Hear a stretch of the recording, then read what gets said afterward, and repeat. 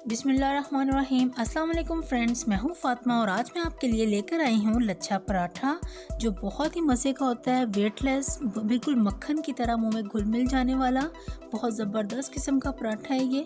Video शुरू करने से पहले मेरी आपसे रिक्वेस्ट है कि अगर आपने मेरे चैनल को सब्सक्राइब नहीं किया तो प्लीज़ मेरे चैनल को सब्सक्राइब कर दें, वीडियो को लाइक ज़रूर करें और फ्रेंड्स में शेयर भी किया करें। तो चलिए स्टार्ट करते हैं ये मज़ेदार सा लच्छा पराठा कैसे बनाया जाता है। यहाँ मैंने 2 कप मैदा लिया है, मैदा ही आप भी लेंगे। 1 टीस्पून सॉल्ट लिया है और 1 टेबलस्पून शुगर लिया है। 2 और 3 टेबलस्पून हम कुकिंग ऑयल या घी शामिल करेंगे।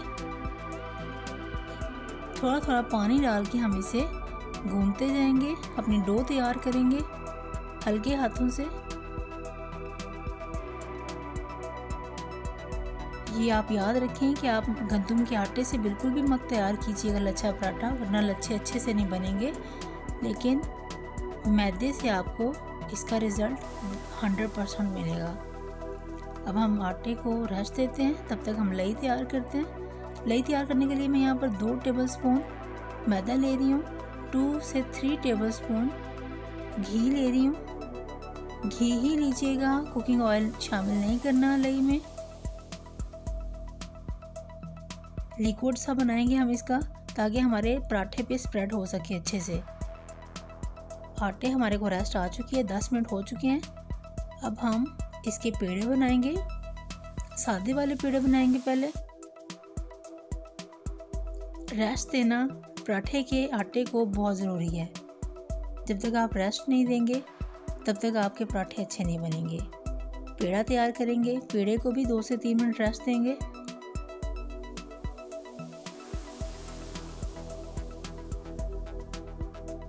पेड़ा आप थोड़ा सा बड़ा लीजिएगा क्योंकि इसकी जो थिकनेस है, अगर आपका पेड़ा मोटा बड़ा होएगा तो ज़ाहिर है रोटी भी मोटी बनेगी, तो उसी के लच्छे ज़्यादा अच्छे बनेंगे। अगर आप बारीक बेलेंगे तो लच्छे वो रिज़ल्ट नहीं आएगा। थोड़ा सा मैदे को डस्ट करते हैं, पेड़ा डालते हैं और इसको बेल लेंगे। बारीक रोटी बेल ली हमने। अब हम इस पर जो हमने लई तैयार की थी वो लगाएंगे अच्छे तरीके से। हम पूरी रोटी के ऊपर लई लगा देंगे। अगर आप इस तरह लई बनाकर नहीं भी लगाते तो घी लगाकर तो ऊपर आप खुश्क आटा डाल दें तो भी लई ही बन जाएगी। अब हम नाइफ की मदद से बारीक बारीक कट लगाएंगे अपने पूरी रोटी के ऊपर। यही हमारे लच्छे बनेंगे एक्चुअल जो हमारा आएगा। अब हल्के हाथों से आपने इसको फोल्ड करते जाना है, दबाना बिल्कुल भी नहीं है वरना आपके लच्छे ख़राब हो जाएंगे। और हल्के हाथों से इसे खींच के लंबा करना है, दबा के लंबा नहीं करना। अब हम इसका पेड़ा तैयार करते हैं और पेड़े को रेस्ट देते हैं। ये देखें, ये वाला पेड़ा मैंने अभी तैयार किया। ये वाला पेड़ा जो है मेरे 10 मिनट हो चुके हैं, ये हमारा सेट हो चुका है। अब ये बेलने के करीब है, इसका हम पराठा तैयार कर सकते हैं। ये देखें, अपने सरफेस पे पेड़े को रखें और इसको बेलना आपने बिल्कुल भी नहीं है वरना इसके लच्छे ख़राब हो जाएंगे। हल्के हाथों से आपने इसे खींचना है, खींच के आपने बड़ा करना है और इसको ज़्यादा बारीक नहीं करना। ये देखिए, हमारा जो लच्छा पराठा है वो बन के तैयार हो गया। अब हम इसे तवे पे डालते हैं। एहतियात से आपने उठाना है और गरम तवे के ऊपर डाल देना है। थोड़ा सा पहले ऑयल डालते हैं हम इसमें, 2 से 3 टेबलस्पून मैंने ऑयल डाला है। तवा हमारा गरम हो चुका है। अब इसमें हम अपनी रोटी फैलाते हैं। जब एक साइड से पक जाएगी तो हम दूसरी साइड पलट देंगे इसकी।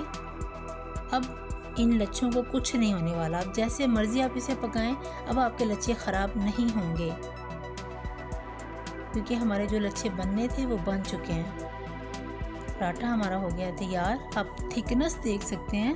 अब ये मत सोचें कि अंदर से कच्चा रह जाएगा, नो, ये आप हल्की आंच पे पकाएंगे और बहुत ज़बरदस्त तरीके से अंदर तक आपको ये पका हुआ मिलेगा और बिल्कुल वेटलेस और मक्खन की तरह घुल जाएगा आपके मुंह में जाके। एक दफ़ा ट्राई ज़रूर कीजिएगा, बहुत मज़े का पराठा बनता है ये।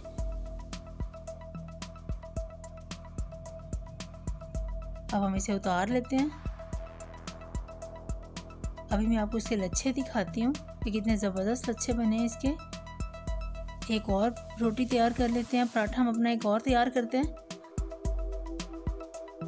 अब इसके कितने विजिबल हो रहे हैं इसके लच्छे जो हैं वो आप देख रहे हैं। घी डालेंगे, हमेशा पराठे घी में ही पकाए जाते हैं, ऑयल से वो लुक नहीं आती जो घी से आती है। घी से आपका पराठा जो है वो ज़्यादा क्रिस्पी और ज़्यादा मज़े का बनता है।